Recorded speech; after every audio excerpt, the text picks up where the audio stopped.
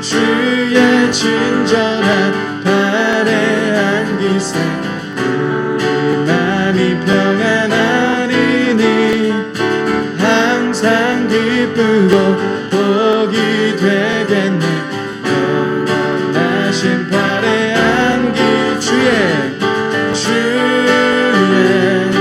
발에 그 크신 발에 안기세 주의 발에 영원하신 발에 날이 갈수록 주의 사랑이 두루 광명하게 비치고 천성 가는 길 편히 가리니 영원하신 발에 안기세 주의 발에 그 크신 발에 안기세 주의 발에 영원하신 발에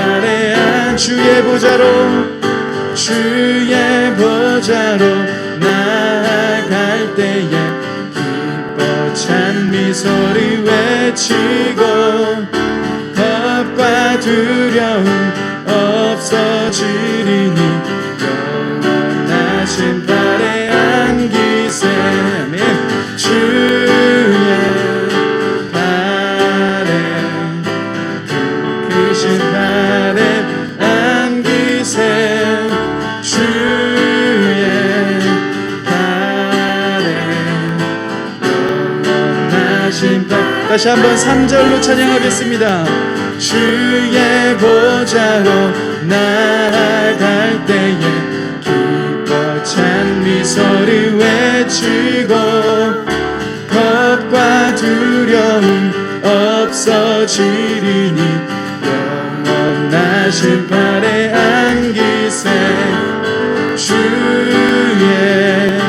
발에 그 크신 발에 안기세 주의 발에 영원하신 발에 고난 내 영혼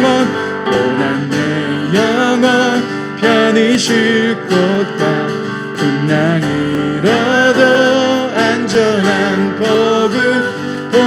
복음까지도 다스리시는 주의 영원한 발을 지혜 주의 영원하신 발 함께하사 항상 나를 붙드시니 어느 곳에 가든지 요동하지 않으면 주의 발을 의지함이 세상 친구들 나를 버려도 예수를 함께 동행함으로 주의 은혜가 충만하리니 주의 영원한 발을 지혜 아멘 주의 영원하신 발 함께하사 항상 나를 붙드시니 어느 곳에 가든지 요동하지 않으니 주의 발을 우리 4절로 찬양하겠습니다. 능치 못한 것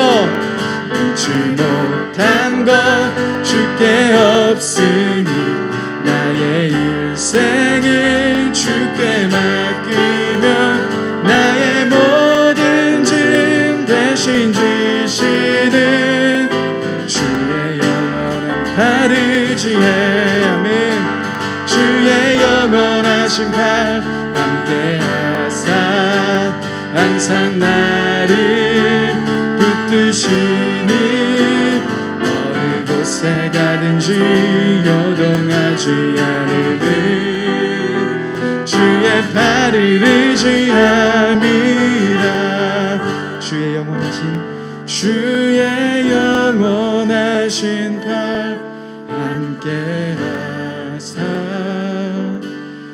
항상 나를 붙드시니 어느 곳에 가든지 요동하지 않음은 주의 발을 의지한 다시 한번 고백하겠습니다. 주의 영원하신 팔 함께하사 항상 나를 붙드시니 어느 곳에 가든지 요동하지 않음은 주의 발을 우리 마지막으로 고백하겠습니다. 주의 영원하신 팔 주의 영원하신 팔 함께하사 항상 나를 붙드시니 어느 곳에 가든지 요동하지 않음은 주의 발을 의지함이라.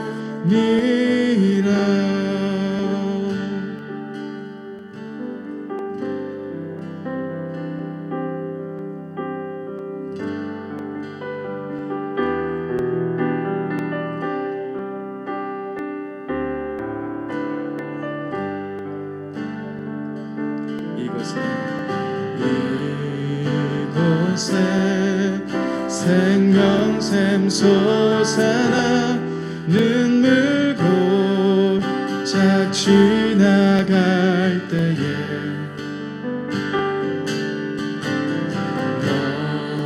너잖아 열매 맺히고 웃음소리 넘쳐나리. 다시 한번 이곳에 생명샘 이곳에 생명샘 솟아나 눈물 골짝 지나갈 때에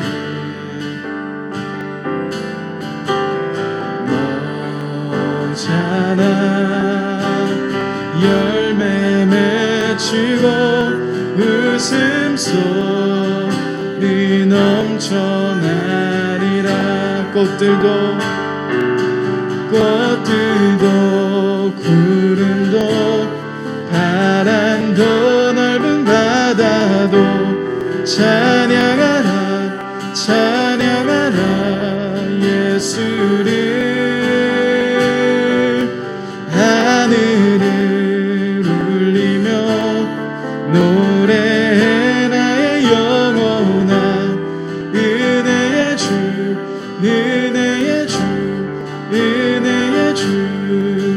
그날에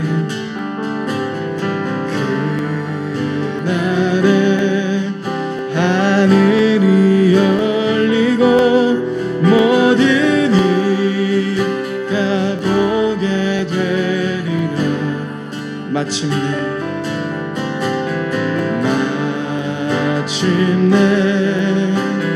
꽃들이 피고 영광의 주가 오시. 다시 한번 고백하겠습니다. 그날의 하늘이 열리고 그날의 하늘이 열리고 모든 이가 보게 되리. 마침내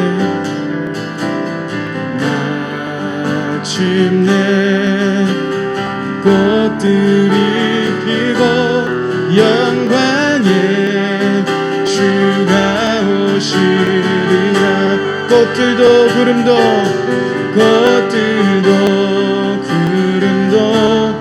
바람도 넓은 바다도 찬양하라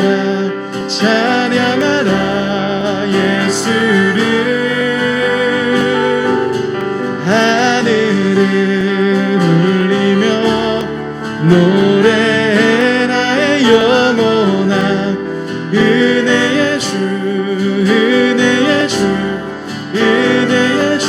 꽃들도 구름도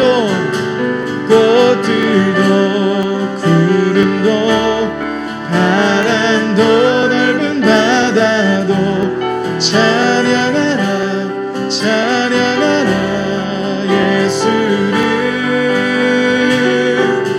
하늘을 울리며 노래해 나의 영혼아 은혜의 주 은혜의 주 은혜의 주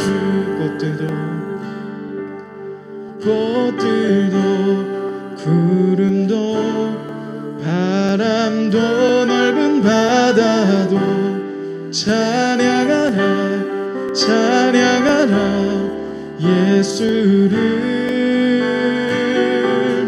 하늘을 울리며 노래해 나의 영혼아 은혜의 주 은혜의 주 은혜의 주 주님만을 바라보며 찬양하겠습니다. 꽃들도 구름도 바람도 넓은 바다도 찬양하라 찬양하라 예수를 하늘을 울리며 노래해 나의 영혼아 은혜의 주 은혜의 주 은혜의 주 찬양받기에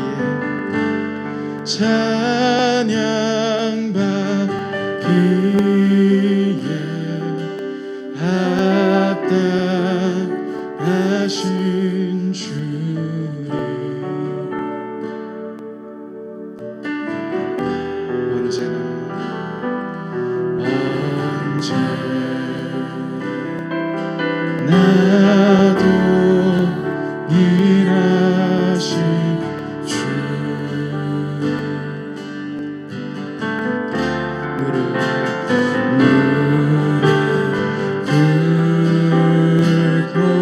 꿇고서 주 이름 외치세 예수 나의 왕 예수 나의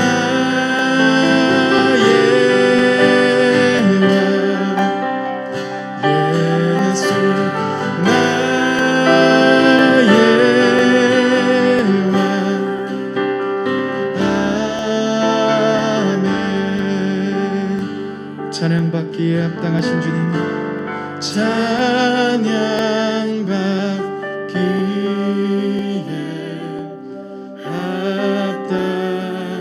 합당하신 주님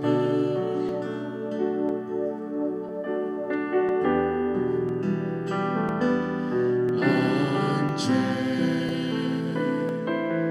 나도 일하신 주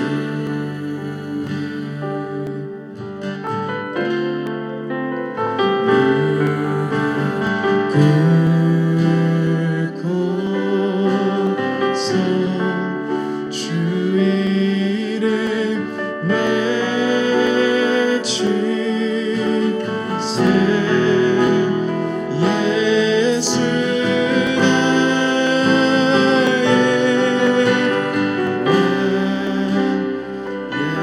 예수 나의 왕 예수 예수 나의 왕 아멘 이 시간 같이 한번 기도하며 나아갔으면 좋겠습니다. 혹시나 여러분 나의 삶의 문제로 나의 어려움으로 인해 갇혀 주님을 바라보지 못하고 계신 분들 계십니까? 나의 상황에 묶여 있어 왕이신 주님을 바라보지 못하고 계신 분들이 있으십니까? 이 시간 그 모든 것들 내려놓고 우리가 가지고 있었던 모든 사랑했던 모든 것들 내려놓고 왕이신 주님 앞으로 나아갔으면 좋겠습니다. 주님, 내가 주님만을 경배합니다. 왕이신 주님 한 분만을 높여드립니다. 주님 앞에 무릎 꿇고 내가 예배하며 나아가겠습니다. 주님 한 분만을 사랑하며 나아가겠습니다. 이 시간 같이 한번 결단하며 한번 기도하며 나아갔으면 좋겠습니다. 기도하시겠습니다. 주님, 우리들의 모든 삶의 문제 속에서 오직 주님 한 분만을 바라보며 나아갑니다. 주님 한 분만을 바라보며 나아갑니다. 왕이신 주님 한 분만을 바라보며 나아갑니다. 오 주님, 임하여 주옵소서. 우리들의 모든 마음을 주님께 올려드리며 나아갑니다. 우리의 모든 상황들을 오직 주님만을 바라보며 나아갑니다. 주님, 임하여 주옵소서. 주님, 우리를 깨워 주옵소서. 오 주님, 임하소서. 오 주님, 임하소서. 주님 한 분만을 바라보며 나아갑니다. 주님 한 분만을 소망하며 나아갑니다. 우리의 전부가 되신 주님을 바라보며 나아갑니다. 주님, 임하여 주옵소서. 오 주님, 임하여 주옵소서. 오 주님, 임하소서. 오 주님, 임하소서.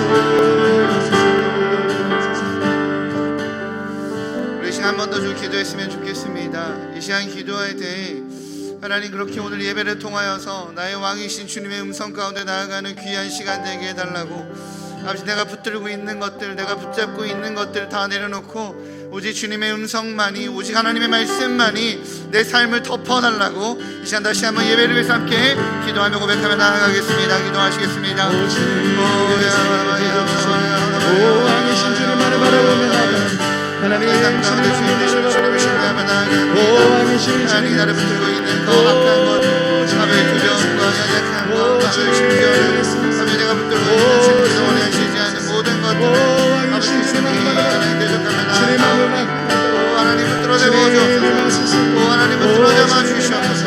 주님만을 붙잡고 하나님만을 기대하며 아버지만을 붙잡을 수 있는 아버지 은혜의 시간 되게 하여 주옵소서. 주님을 신뢰하며 나아갑니다. 아버지만을 기대하며 나아갑니다. 나의 왕 되신 주님 앞에 아버지, 우리가 모든 것을 내려놓고 주님과 함께 오직 아버지만 하나님과 기대하며 나아가 연합하여 주옵소서. 오직 아버지만 바라보게 하여 주옵소서. 주님을 신뢰하게 하여 주옵소서. 아버지만 의뢰하게 하여 주시고 아버지만 의뢰하게, 주님만 의뢰하게, 주님만 붙잡기 아버지, 세상 그 무엇도 하나님 위협받을 수 없는, 위협할 수 없는 하나님의 사람과 연합하여 주옵소서.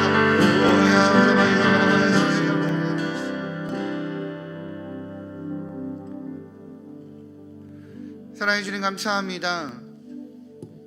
그 어떤 세상의 풍파가 있다 할지라도 주님과 함께 있으면 주님의 품이 가장 안전함을 고백하게 됩니다. 세상에 그 어떤 어려움이 있다 할지라도 주님이 함께 하시면 아버지, 그 모든 것들은 하나님과의 추억이 되는 줄 믿습니다. 아버지, 오늘 주님 앞에 예배함으로 나아갑니다. 주님, 나의 삶을 인도하여 주시고 이끌어 세워주시고 주님, 내가 가지고 있었던 모든 경험과 지식과 생각들 다 내려놓고 다 부셔버리고 오직 아버지의 말씀이 나를 지배하고 오직 아버지의 말씀이 나를 이끄는 하나님의 말씀에 붙잡힌 자, 그런 하나님의 사람으로 살아갈 수 있도록 주님 붙잡아 세워 주옵소서. 감사합니다. 오늘 예배를 주님께 의탁합니다. 내 영혼에, 내 마음에 있는 그 어떤 것도 모두 내려놓고 오직 주님의 음성만이, 오직 하나님의 말씀만이 아버지 나를 인도하여 세워 주옵소서. 감사함이 모든 말씀 예수님의 이름으로 기도합니다.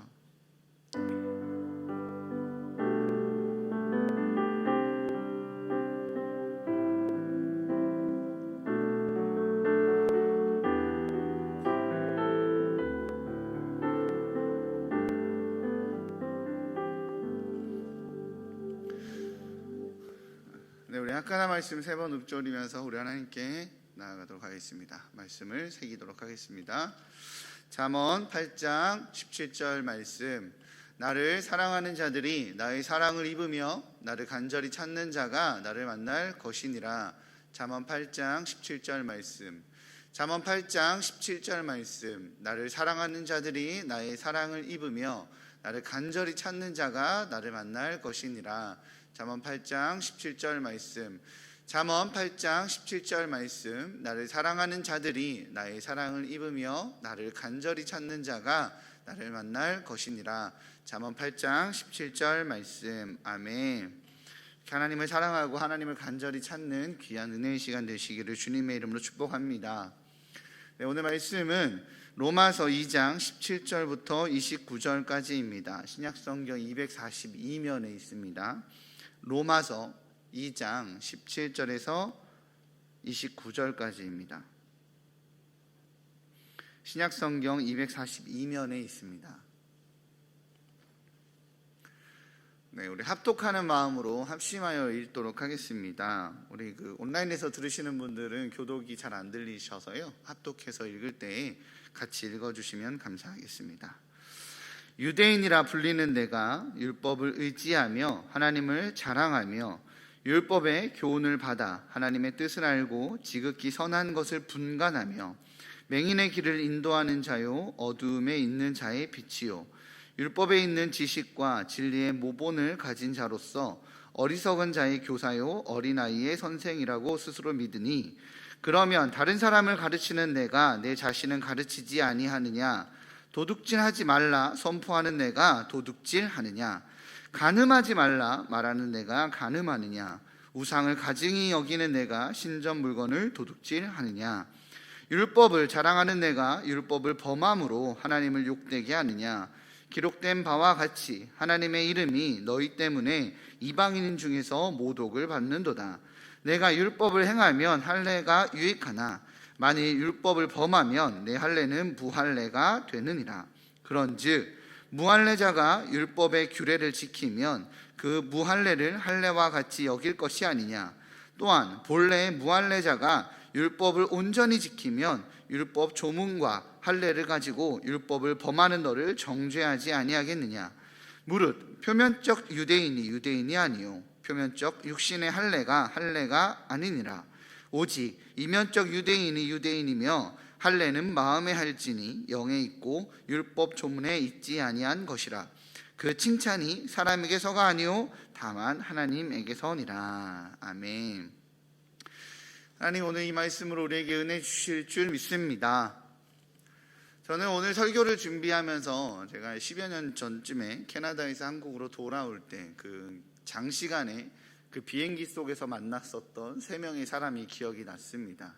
그래서 오늘 이 3명의 사람을 좀 소개하면서 설교를 하려고 합니다. 첫 번째는 이용규라는 사람입니다.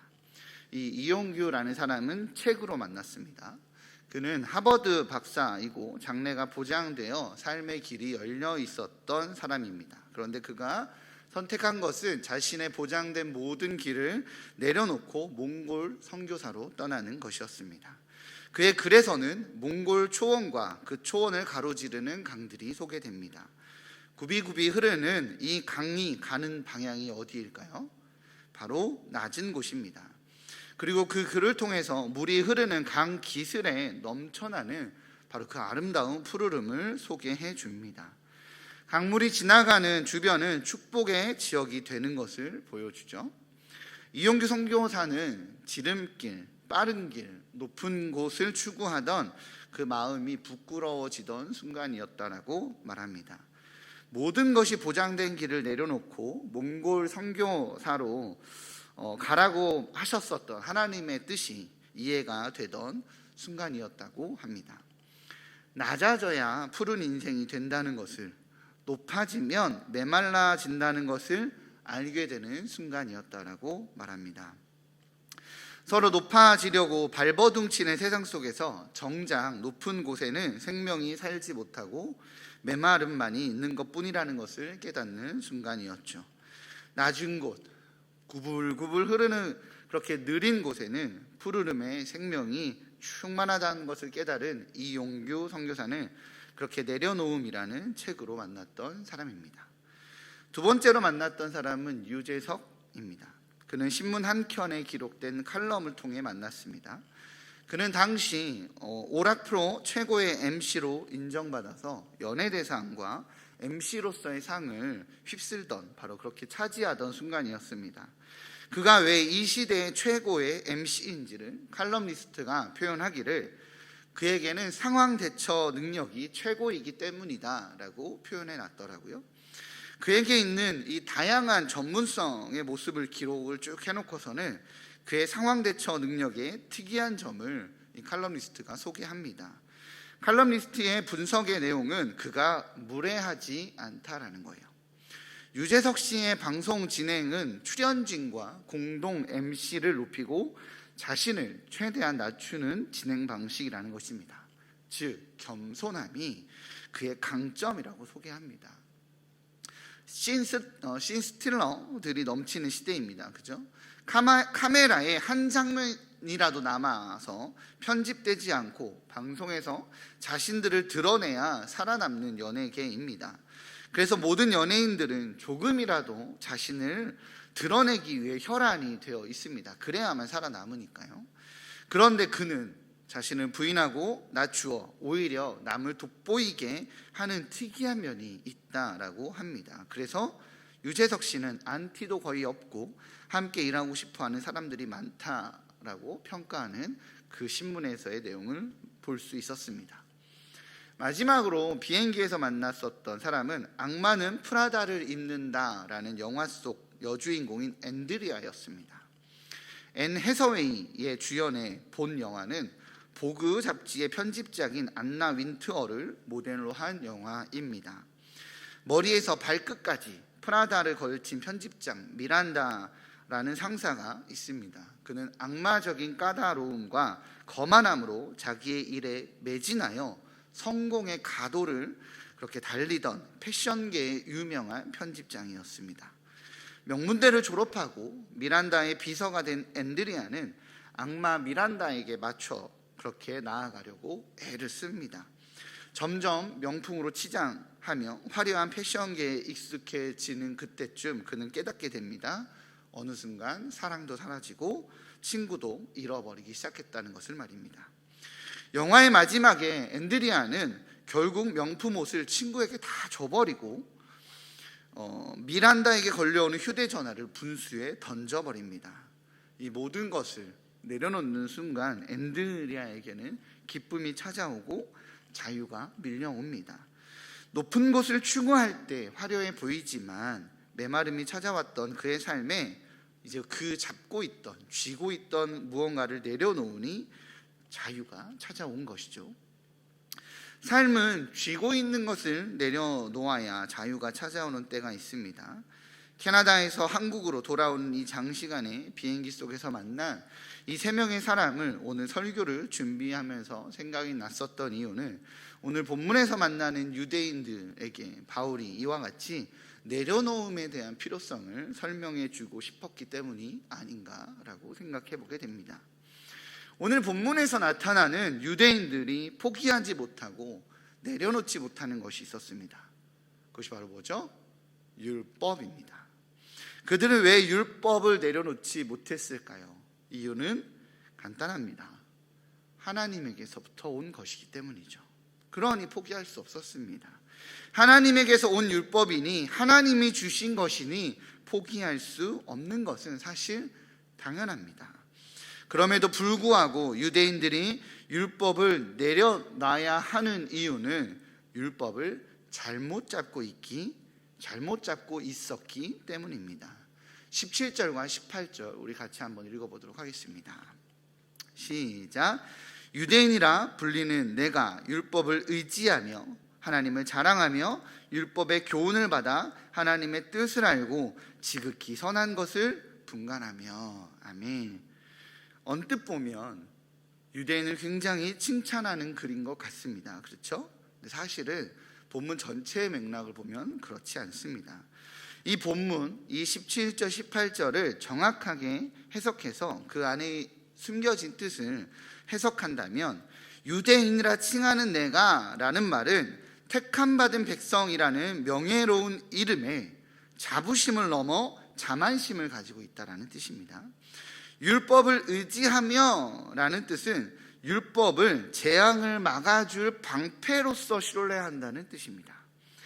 하나님을 자랑하며 라는 뜻은 자신들의 단일신론에 대해 갖는 자만심과 하나님을 독점하고 있다라는 착각을 표현한 것이고요. 율법의 교훈을 받아 라는 뜻은 다른 사람들을 가르칠 자격이 있다라고 스스로 믿고 있음을 표현하는 것입니다.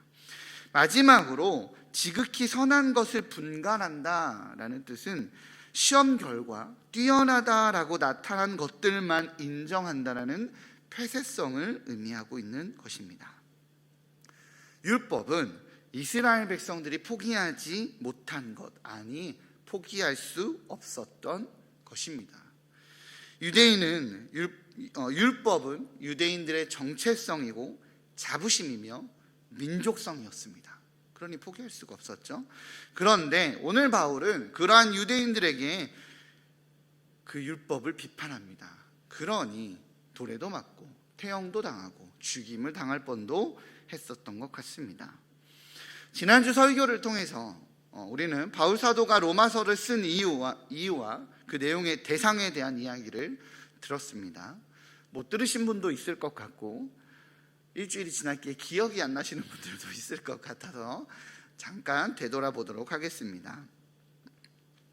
로마서의 1차 독자는 바로 로마에 있는 그리스도인들입니다. 기억하시죠? 이들은 누군가 로마로 가서 복음을 전했기 때문에 그들이 복음을 받아들인 것이 아니라 오순절 성령 강림 사건으로 인해서 유대교의 정체성을 가지고 있었지만 유대교의 절기를 지키러 왔었다가 오순절 성령 강림 사건을 통해서 하나님을 만나게 되고 그리스도를 만나게 된 사람들이었습니다. 그렇게 그리스도인으로 회심하여 이제 로마로 돌아갔지만 그곳에서 기독 공동체를 이루며 지내고 있었던 사람들입니다. 정확하게는 가정 예배를 드리던 흩어져 있는 그리스도인들이었겠죠. 지금처럼 건물교회가 있지 않았으니까. 그들은 성령의 역사를 보았고 또한 하나님의 존재하심을 보았습니다. 그래서 그리스도인으로 살아가고는 있었습니다. 그러나 그들은 복음이 무엇인지, 예수가 누구인지, 그리스도인으로서 어떻게 살아야 하는지에 대해서 모르고 그저 존재만 하고 있었습니다. 그런 그들에게 바울은 찾아가기 원했습니다. 그리고 그들에게 주고 싶은 정체성이 있었죠. 바로 왕의 사도로서의 정체성이었습니다. 그것이 바로 지난주 설교였어요. 복음은 알았지만, 복음을 접했지만 방향성을 찾지 못해 세상과 벗하며 살아가고 있었던 바로 그 로마의 그리스도인들에게 진정한 그리스도인으로서의 정체성과 사명감을 알려주고 싶었습니다. 그래서 그들을 동역자로 세워가고 싶었던 거죠. 이를 위해 바울이 말한 첫 번째 논리는 바로 부패한 세상에 대한 상황입니다. 지난주 설교 내용은 끝났어요. 그 뒤에 이제 바울의 첫 번째로 말한 내용은 1장 후반부 내용이에요. 오늘 본문에서는 다루지 못했지만 1장에서 그 정체성을 얘기하고 바로 1장 후반부에는 이런 부패한 세상에 대해서 이야기합니다. 당시 로마의 거리는 값싼 창녀부터 시작하여 비싸고 집안 좋은 고급 정부까지 매춘이 넘쳐나고 있었습니다.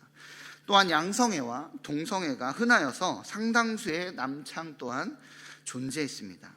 그리고 생명을 존중하지 않는 악한 삶의 태도가 있었습니다. 역사가인 세네카에 의하면 출생 시 아기를 익사시키는 것이 합리적인 동시에 흔한 일이라고 말합니다. 기원전 450년경에 작성된 로마법으로 알려진 12표법에 의하면 아버지가 여아나 기형아나 허약한 남자 아기를 유기하는 것을 허용한다라고 기록되어 있습니다. 히포크라테스, 우리 의사들에겐 유명한 사람이죠. 히포크라테스가 사용했었던 낙태 도구에 대한 설명에 의하면 고리 모양의 칼날이 부착되어 있어 자궁 속 아이의 팔다리를 절단하는 도구로 사용하고 끝이 뭉툭하거나 덮개를 씌운 갈고리를 통해 태아를 송두리째 추출해내는 폭력적인 출산이 이루어졌다라고 말합니다.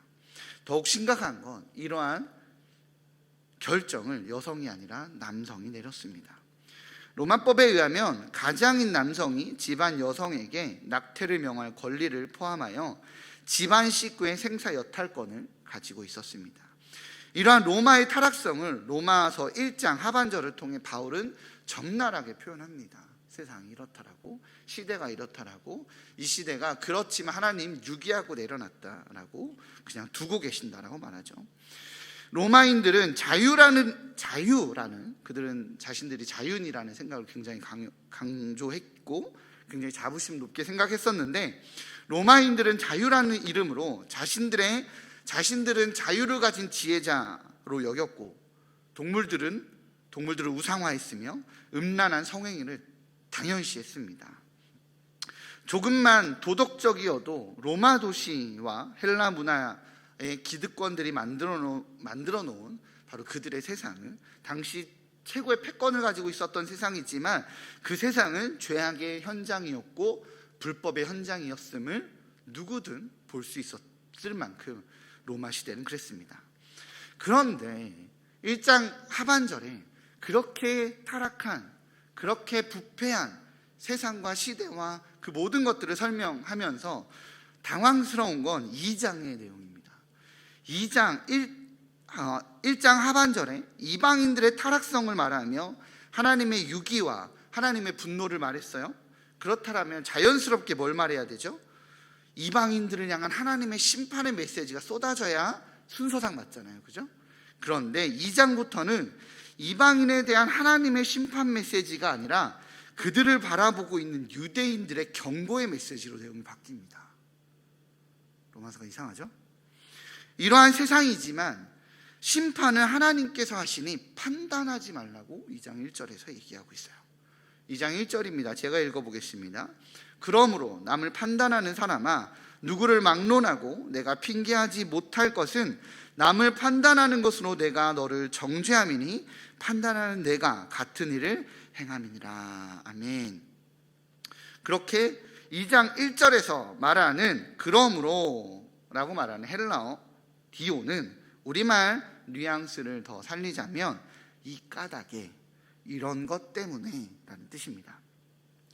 타락한 이방인의 범죄와 하나님의 유기를 통해 이방인들의 절망적인 상황을 표현하면서 사도 바울은 유대인들도 같은 일을 행한다라는 내용을 남기며 이 유대인들이 이방인들과 다를 바 없다라고 이야기를 하고 있습니다.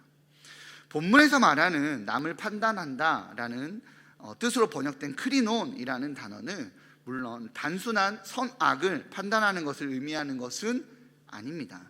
그것이 맞는지 틀린지 고민하고 찾아보는 것을 하지 말라라는 것이 아니라 이를 가지고 상대방을 심하게 비난하고 정죄하며 버리는 행동을 의미하는 표현입니다.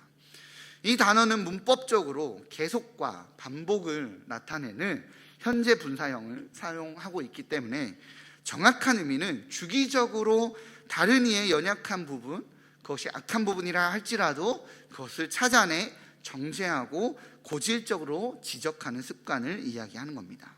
완전히 몸에 배어버린 그런 습관을 이야기하는 것이죠. 이러한 것은 유대인들에게 있었습니다. 지적하지만 본인도 그것들을 지키지 못하는 것. 예를 들어 22절에 간음하지 말라, 말하는 내가 간음하느냐, 우상을 가중히 여기는 내가 신전 물건을 도둑질하느냐라고 기록되어 있습니다. 그죠? 역사가 요세푸스에 의하면 유대인들은 우상 숭배에 대해서 혐오감을 갖고 뒷걸음질 쳤다라고 치곤 했다라고 기록되어 있습니다. 유대인들은 우상을 섬기는 신전 근처에는 가까이 가려고 꿈도 꾸지 않았다. 그런데 강도질을 하기 위해서 가는 경우를 제외하고선 그랬다. 그들은 도둑질을 하고자 하는 탐욕 앞에서 양심의 가책을 버렸다라고 말합니다. 바로 이러한 모습을 바울은 지적하고 있는 것입니다. 유대인들이 율법을 하나님께 부여받았고 부여받은 율법을 가지고 있고 또한 율법에 대한 지식이 있다라는 사실로 하나님의 심판을 면할 수 있다는 사실이 바로 거짓이라고 이야기하는 거죠. 그렇다면 이것이 거짓이어서 유대인은 이방인과 별 차이가 없게 되어져 버린다라면 할례 역시 마찬가지라고 바울은 지적하고 있습니다. 분명 할례는 하나님이 주신 것으로 하나님께서 그들과 언약을 맺으셨다는 표시이며 보증입니다. 그러나 할례는 마법 의식이나 부적과 같은 것이 아니죠. 할례를 행했다고 그런 마법이 내 안에 일어나는 것이 아닙니다. 그것은 하나님에 대해서 순종하겠다라는 결단이었던 거죠. 순종의 대용품이, 할례는 순종의 대용품이 아니라 오히려 순종하기로 헌신하는 결단의 상징이었습니다. 그러나 유대인들은 순종의 결단은 잃어버리고 미신적으로 할례를 받았으니 구원의 능력이 있다라고 잘못된 확신을 가지고 있었습니다. 당시 유대인들의 고백에 의하면 할례 받은 사람들은 게헨나로 내려가지 않는다. 할례는 이스라엘을 게헨나에서 구해줄 것이다 라는 기록이 있었습니다. 이러한 잘못된 확신에 사도 바울은 할례 빼기 순종은 무할례이고 무할례 더하기 순종은 할례라는 공식으로 유대인들에게 일침을 가합니다. 26절과 27절입니다. 성경을 함께 찾아서 읽어봐 주시기 바랍니다. 26절 27절 시작. 그런즉 무할례자가 율법의 규례를 지키면 그 무할례를 할례와 같이 여길 것이 아니냐. 또한 본래 무할례자가 율법을 온전히 지키면 율법 조문과 할례를 가지고 율법을 범하는 너를 정죄하지 아니하겠느냐. 아멘. 사도 바울은 하나님의 언약 공동체의 일원임을 드러내는 궁극적인 표시이자 진정한 증거는 할례를 가진 것도 율법을 가진 것도 아니라고 말합니다. 오직 할례와 율법이 둘 다 요구하는 바로 순종이, 하나님의 말씀에 순종함이, 하나님의 뜻에 따름이 바로 언약 공동체의 일원임을 드러내는 표시임을 이야기하고 있는 것이죠. 그렇게 반전은 일어납니다. 유대인이 이방인을 정죄하는 대신 이방인이 유대인을 정죄할 수 있는 정의가 새롭게 세워집니다. 진정한 유대인이 누구인가? 진정한 하나님의 백성은 누구인가? 라는 새로운 정의가 내려지죠. 그것이 바로 28절, 29절입니다. 다시 한번 같이 읽어보도록 하겠습니다. 시작. 무릇 표면적 유대인이 유대인이 아니요 표면적 육신의 할례가 아니니라. 오직 이면적 유대인이 유대인이며 할례는 마음에 할지니 영에 있고 율법 조문에 있지 아니한 것이라. 그 칭찬이 사람에게서가 아니요 다만 하나님에게서니라. 아멘. 오늘 설교를 준비하면서 저는 설교 제목을 하나님의 심판이라고 정했습니다. 그렇다면 오늘 하나님께서 심판하시는 대상이 누구일까요? 유대인일까요? 아니면 이방인일까요? 아닙니다. 오늘 하나님께서 심판하시는 대상은 유대인이나 헬라인이나 이방인이 아니라 바로 율법입니다. 바로 할례입니다. 유대인이 믿고 있었던 그들의 안정감이 되어 주었었던 율법과 할례를 하나님이 심판하시는 것입니다. 성경에서는요, 이와 같은 사건들이 자주 있습니다. 민수기 21장에 이스라엘 백성들은 출애굽 이후에 광야에서 음식 문제로 하나님께 불평합니다. 그들의 불평은 하나님을 향한 원망이었고 하나님은 그 원망에 대한 대가로 불뱀을 풀어놓죠. 불뱀에 의해 모두가 고통 가운데 죽어갈 때 모세가 하나님께 기도해서 받은 것이 있습니다. 바로 놋뱀입니다. 다들 출애굽기 우리 교회는 특히 열심히 하셔서 다 아시죠? 그죠? 민수기 말씀이긴 하지만 그렇게 놋뱀입니다. 아무 힘없어 보이는 놋뱀을 높이 세워서 그 뱀을 쳐다보는 것만으로도 치유의 역사가 일어나죠. 그죠? 그 후 이 놋뱀은 예루살렘 성전에 보관되어 왔던 것으로 추정합니다. 열왕기하 19장에서 히스기야 왕은 사람들이 이 놋뱀을 우상시하며 섬기자 종교개혁 차원에서 이 놋뱀을 부숴버립니다. 이를 느후스단이라고 하죠. 느후스단은 청동으로 만든 것이라는 뜻으로 당시 이스라엘 백성들에게는 하나님의 회복과 구원과 치유의 상징이었습니다. 광야에서 돌보신 하나님의 능력이었죠. 그런 놋뱀을 히스기야 왕은 부셔버립니다.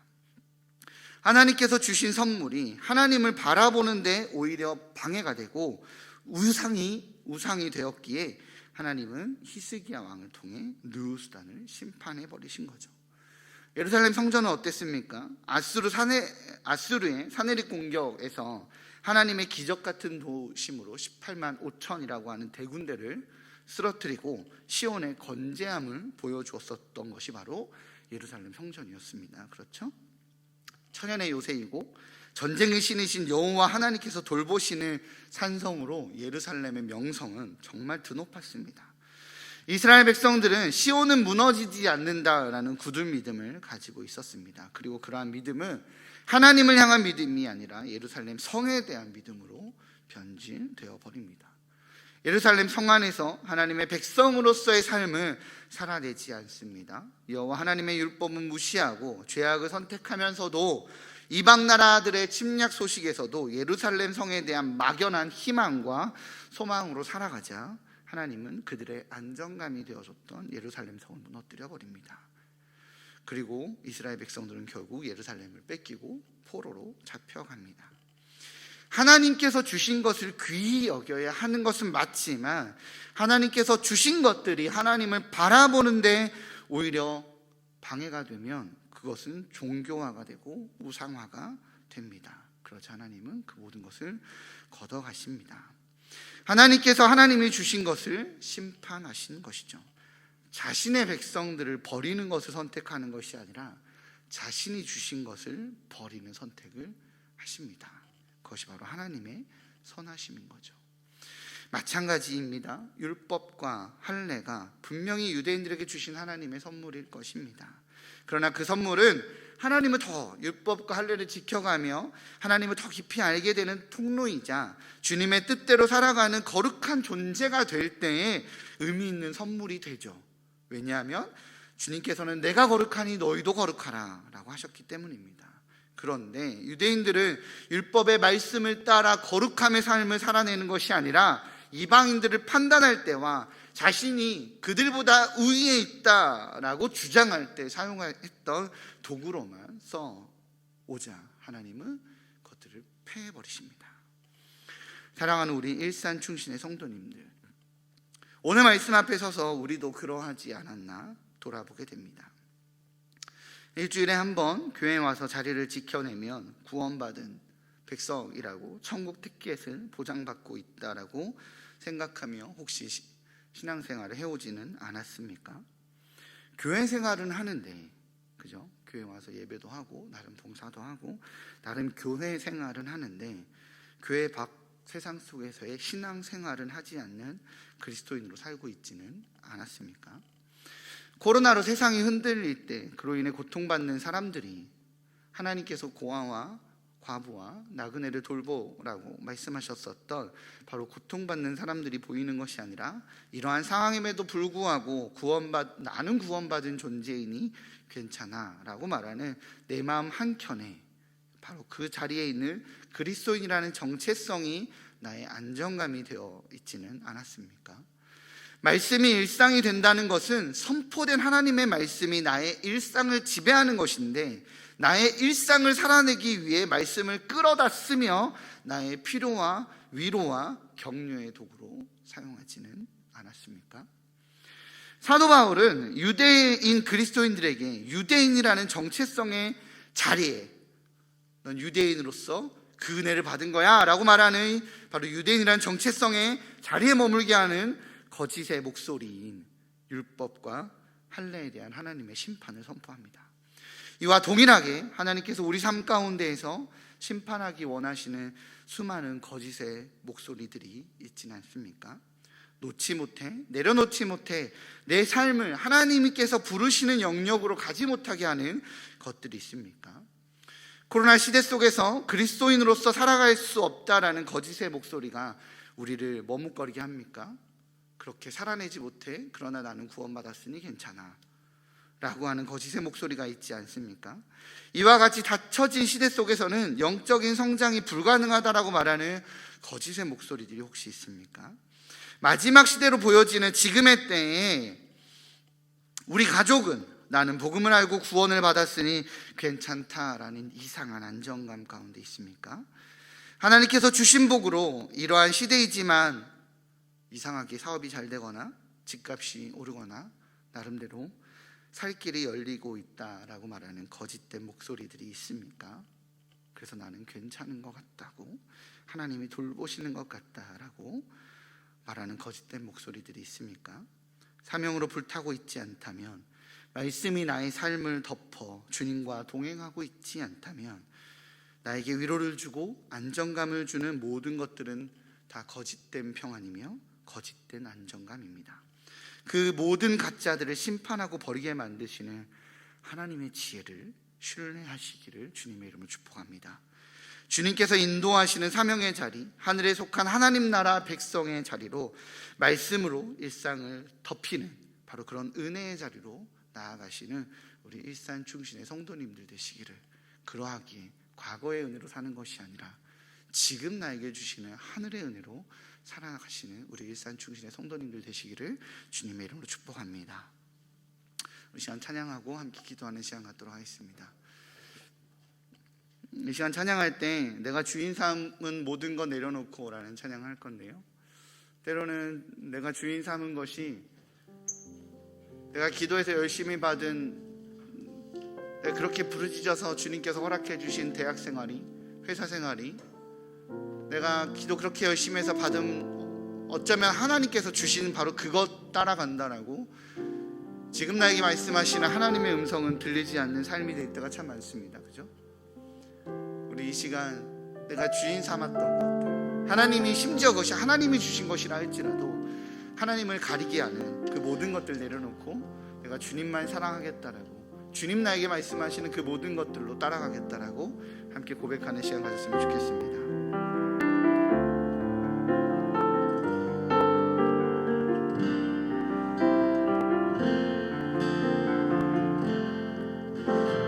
주인 삼은 모든 것 내려놓고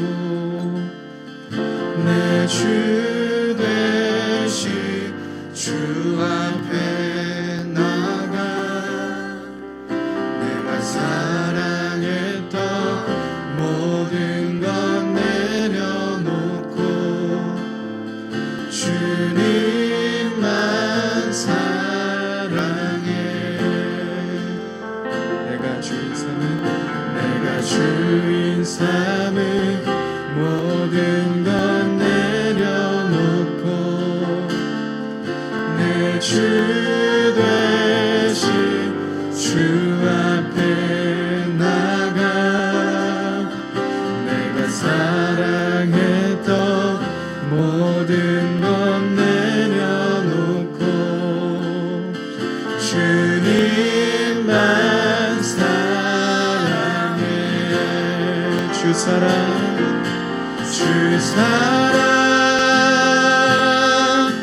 거친 풍랑에도 깊은 바다처럼 나를 잠잠케 해.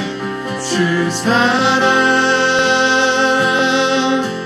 내 영혼의 반석, 그 사랑 위에 서리. 내가 주인 삼을 모든 것 내려놓고 내 주 되신 주 앞에 나가 내가 사랑했던 모든 것 내려놓고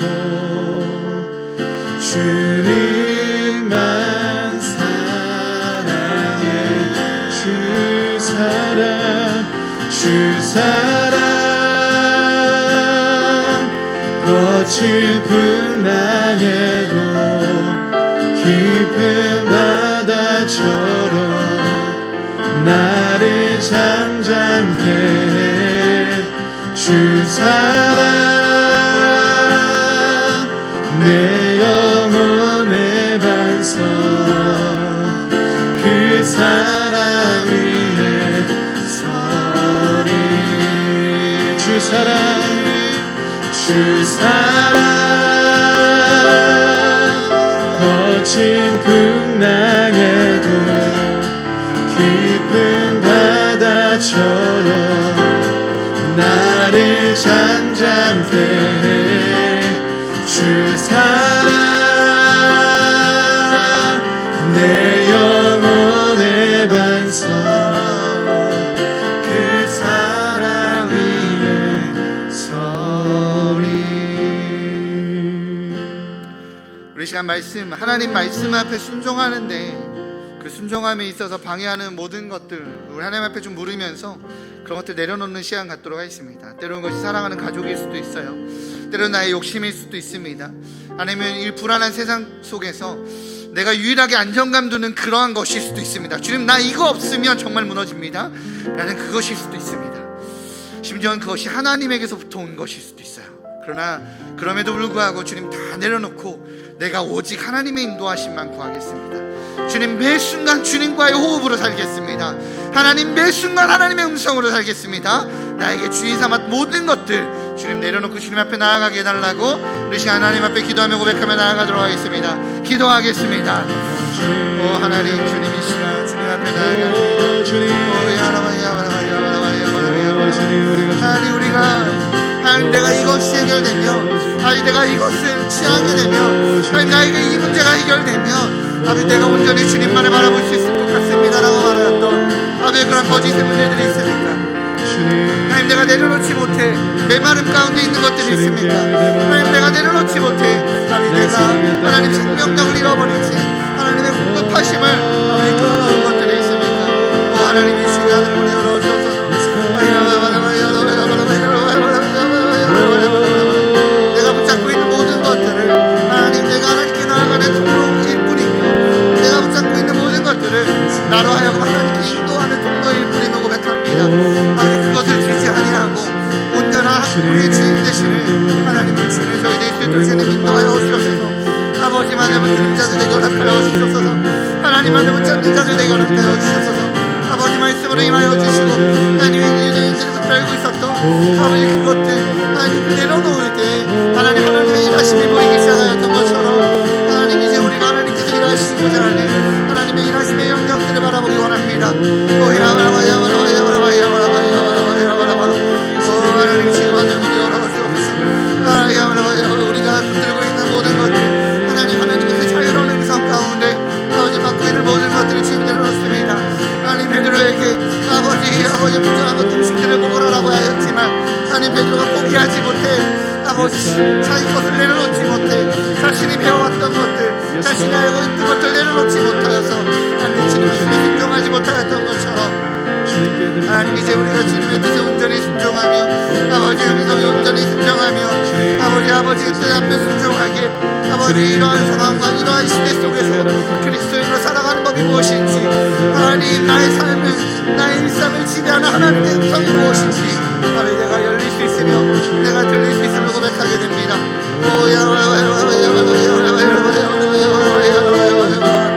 모든 닫힌 귀들아 열리지어다. 모든 닫힌 마음들아 열리지어다. 하나님을 붙잡지 못하였고 아버지 내가 붙들고 있었던 그 악한 것들이 있다라면 하나님 앞에 하나님께 나아가지 못하게 하는 것들이 있다라면 아버지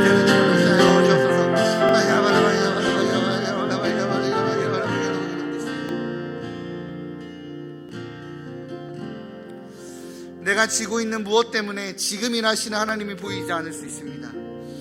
내가 지고 있는 무엇 때문에 지금 나에게 말씀하시고 지금 나를 덮으시는 하나님의 음성이 들리지 않을 수 있습니다. 베드로에게 부정한 것들을 먹으라라고 했지만 베드로가 지고 있었던 것 때문에 하나님 말씀에 순종하지 못하였습니다.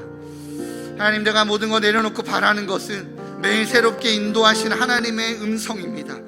매일 새롭게 나를 새롭게 만드시고 나를 새롭게 이끄시는 바로 하나님의 은혜입니다. 아버지, 과거의 은혜로 살아가지 아니하고 하나님 지금 이 순간 바로 이 자리에 나와 함께 하시는 아버지, 그렇게 매 순간 나를 새롭게 하시는 하나님의 음성 가운데 있기 원합니다. 그렇게 하나님의 말씀이 나의 일상을 덮기 원하고 하나님의 음성이 나의 삶을 덮기 원합니다. 우리 시간 다시 한번 좀 기도할 때 하나님, 그러하게 나에게 새롭게 말씀하여 주옵소서. 매일 새로운 은혜를 나에게 더하여 주옵소서. 모든 예배를 통하여 아버지, 모든 말씀을 통하여 아버지, 모든 하나님 기도와 주님 앞에 나아가는 그 모든 시간을 통하여 아버지, 나에게 새롭게 은혜를 주시고 나를 새롭게 인도하시는 아버지, 그 주님을 신뢰하며 나아가게 해달라고 우리 시간 다시 한번 아버지 성령 우리 자리를 덮어달라고 고백하면서 함께 우리 시간 기도하며 고백하며 나아가도록 하시겠습니다. 기도하시겠습니다. 오 하나님, 이 시간 아버지 성령님의 은혜를 덮습니다. 아버지 성령님의 은혜를 덮습니다.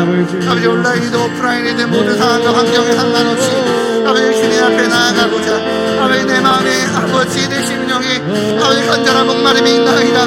주여 내가 어찌하여야 하나이까라고 주여 방법론을 찾을 때 내가 원하는 것은 너의 중심이다라고 말씀하시는, 내가 원하는 것은 나를 향한 너의 신뢰다라고 말씀하시는 하나님의 음성 가운데 나아가기 원합니다.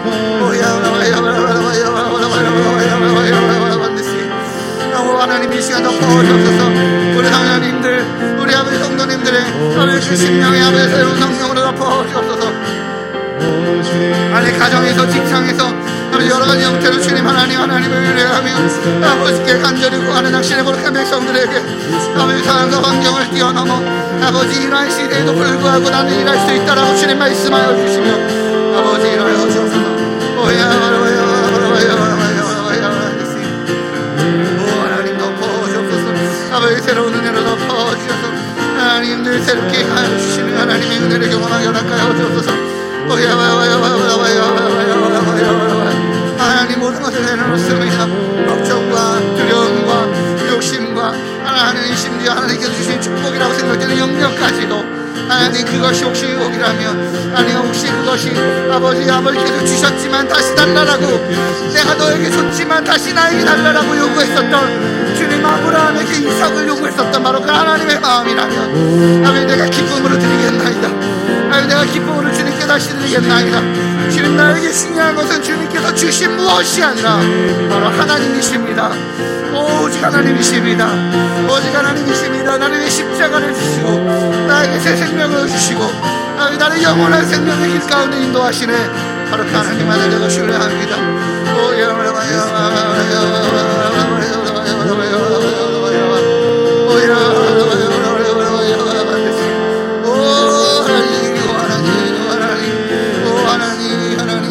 하나님의 말씀이 나의 삶을 덮어주게 허락하여 주옵소서.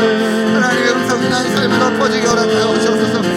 주의 말씀으로 주의 우리를 덮어주시고 하나님의 음성으로 우리를 덮으시고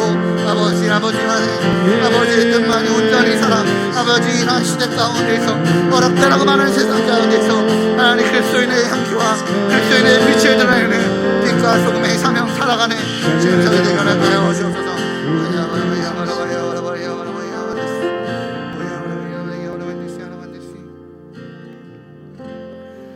하나님 그렇습니다. 주님께서 주시는 매일의 은혜가 주님 우리를 살게 합니다. 하나님의 말씀이 나의 일상을 덮기 원합니다. 나의 일상을 풍요롭게 하기 위해 하나님의 말씀을 끌어다 쓰는 것이 아니라 나의 일상 가운데 포기해야 되는 것들, 던져야 되는 것들, 헌신해야 되는 것들, 그것이 무엇인지 주님 내가 알기 원하기에 주의 말씀 순종하기 위해 하나님의 말씀이 나의 일상을 덮기를 아버지 간절히 간구합니다. 그 어떤 제약도 두지 아니하고 주님 가라 하시면 가고 주님 멈추라 하시면 멈추고 주님 낮추라 하시면 낮추고 주님 일해라라고 하시면 일하는 온전히 하나님의 말씀이 나의 일상을 이끄는 하나님 백성으로서 살기 원합니다. 아버지 우리를 붙들어 세워 주옵소서. 주님이 주시는 그 충만한 은혜와 주님의 말씀이 지배하는 삶 되게 허락하여 주옵소서. 주님 감사합니다. 아버지의 말씀이 진리입니다. 내가 원해하는 것을 이루시는 하나님이 아니라 하나님이 원해하시는 것에 나를 드리는 순종이 나에게 가장 큰 기쁨임을 다시 한번 고백하오니 아버지 우리에게 말씀하여 주시고 우리를 인도하여 주옵소서. 감사합니다. 이 모든 말씀 예수님의 이름으로 기도합니다.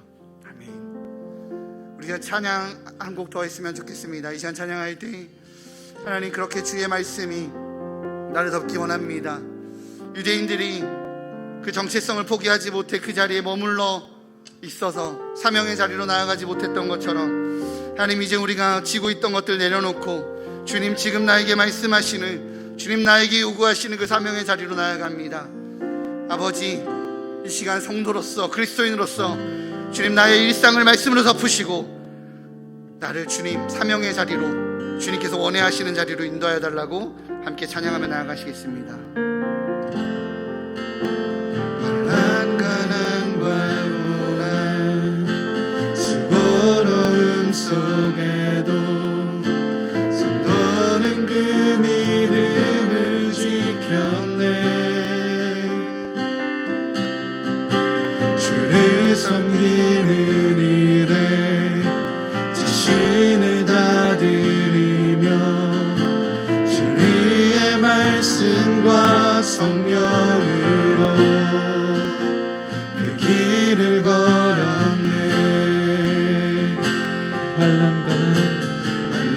환난과 고난 수고로움 속에도 선보는 그 믿음을 지켰네. 하나님 그렇습니다.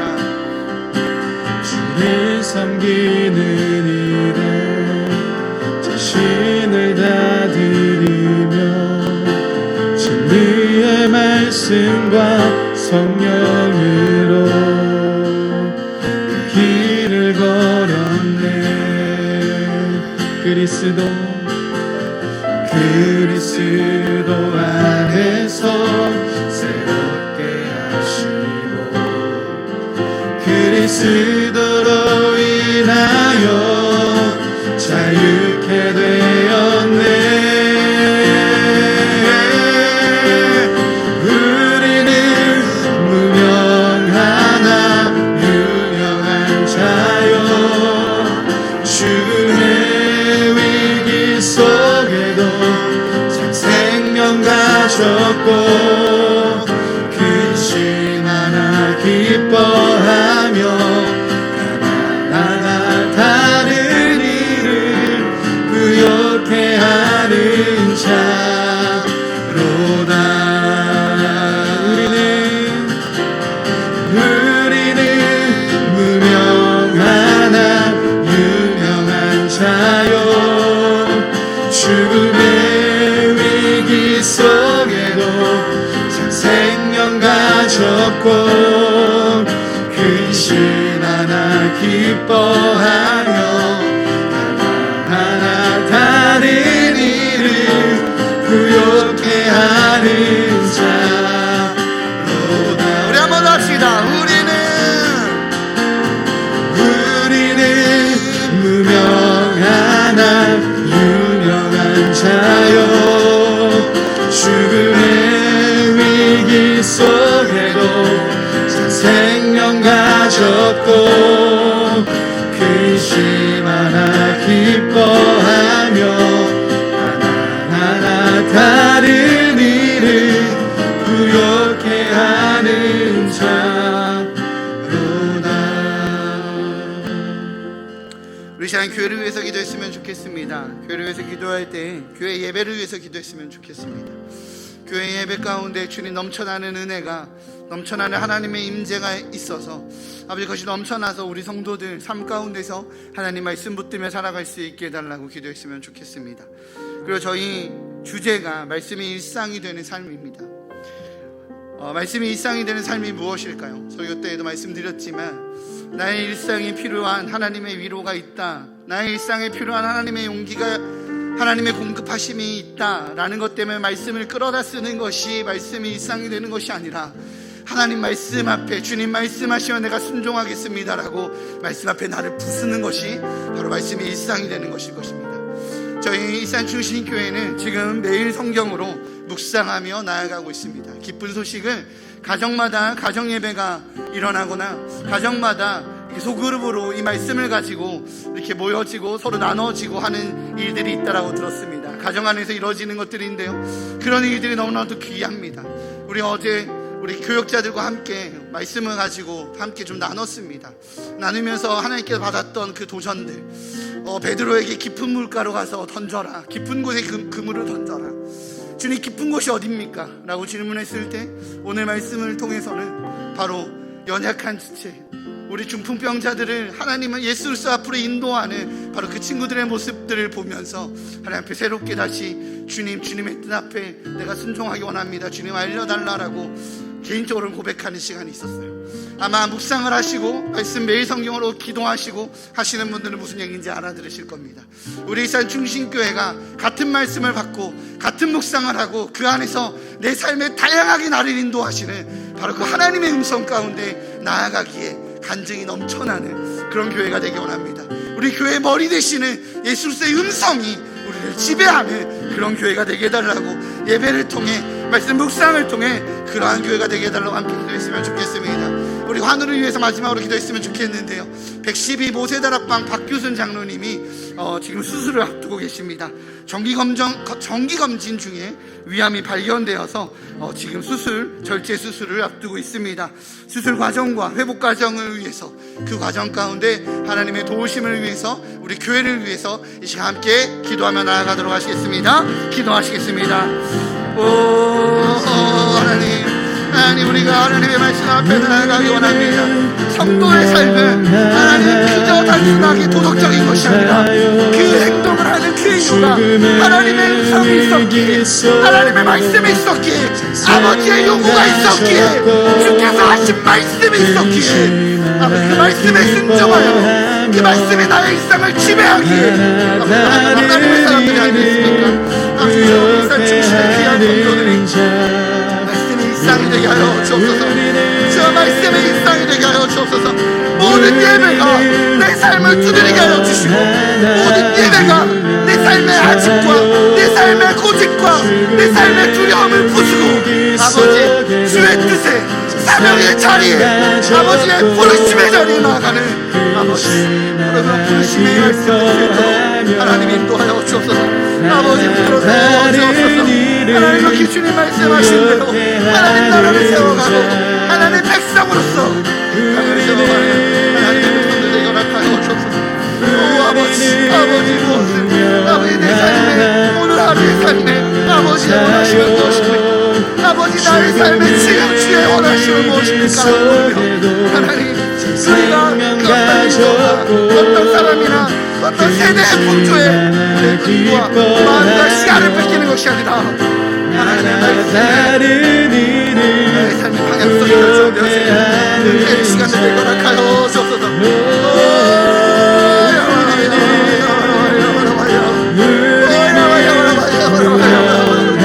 하나님께 생명력이 있는 하나님의 말씀의 뜻대로 살아가는 교회, 하나님의 성대로 살아가기 위해 몸부림치는 교회, 말씀의 일상이 되는 교회, 하나님 그러한 교회 될 수 있도록 주님 인도하여 주옵소서.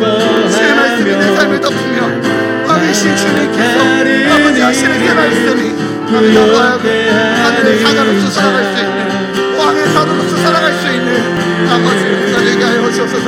우리로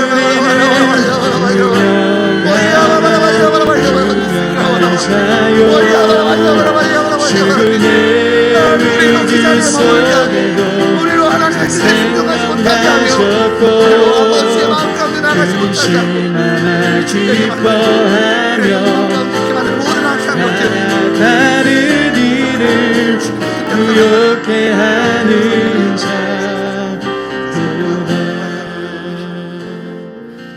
마지막으로 나라와 열방을 위해 기도하시겠습니다. 코로나 3차 대유행이 그래도 조금은 감소 추세에 있습니다. 주님 속히 정리되게 하시고 우리에게 주어진 일상과 하나님 한국교회 현장 예배들이 주님 필요한 부분들 주님 속히 회복될 수 있게 아버지 주님 인도하여 달라라고 나라를 위해 기도하시고요, 또한 열방을 위해 기도하겠습니다. 인도네시아 스타르 신학교를 위해서 기도했으면 좋겠습니다. 코로나로 인해 비대면 수업을 진행했지만 제9회 온라인 수업 졸업식을 마치고 19명의 졸업생들이 안악달람 사역지로 파송되었다고 합니다. 사역을 잘 감당하는 사역자들 되게 해달라고, 우리 그 선교사로서의 정체성 잘 가지고 사명 잘 감당하게 해달라고 우리 인도네시아 스타르 신학교를 위해서 기도했으면 좋겠고요, 지난 7월부터 개교한 키즈 사역들이 은혜 가운데 잘 감당할 수 있게 해달라고 우리 이 시간 나라와 열방을 위해 주님의 이름 크게 한번 부르고 함께 기도하며 나가시겠습니다. 주여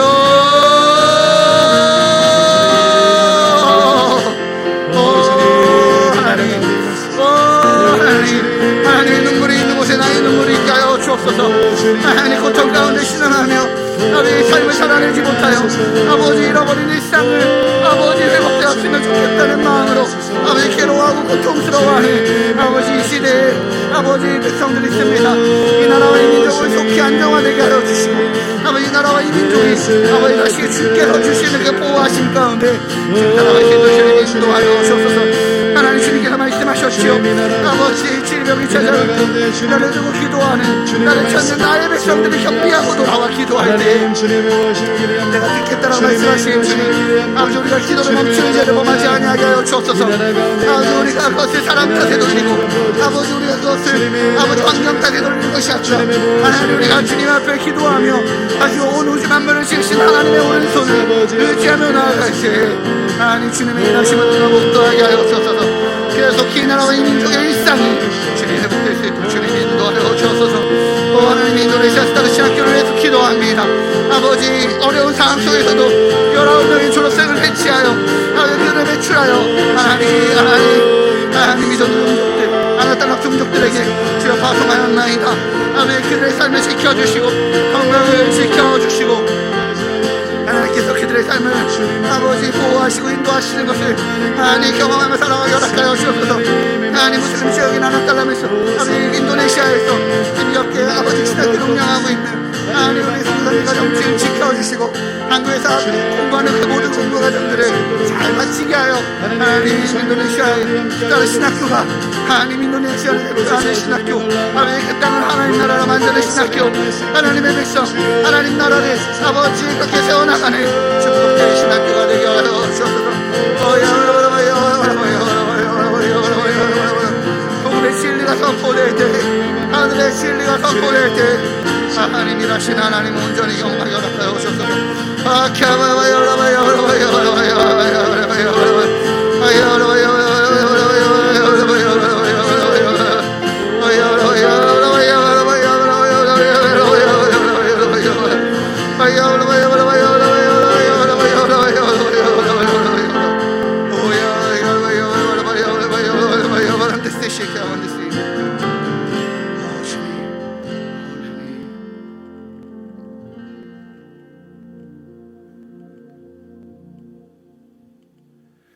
하나님 주님 감사합니다.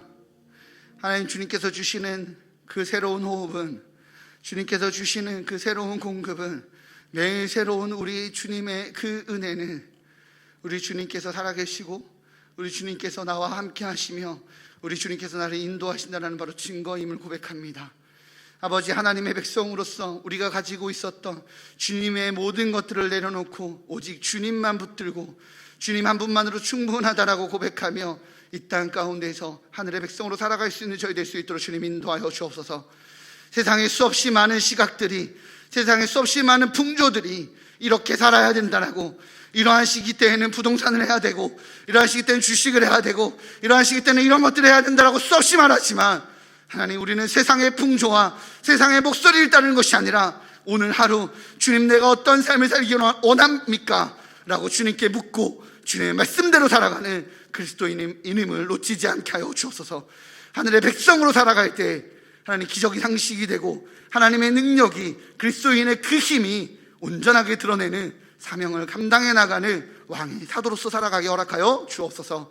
감사합니다. 이 모든 말씀 예수님의 이름으로 기도합니다. 아멘.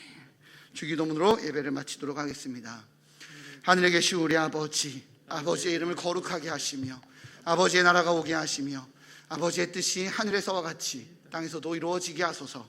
오늘 우리에게 일용한 양식을 주시고 우리가 우리에게 잘못한 사람을 용서하여 준 것 같이 우리 죄를 용서하여 주시고 우리를 시험에 빠지지 않게 하시고 악에서 구하소서. 나라와 권능과 영광이 영원히 아버지의 것입니다. 아멘.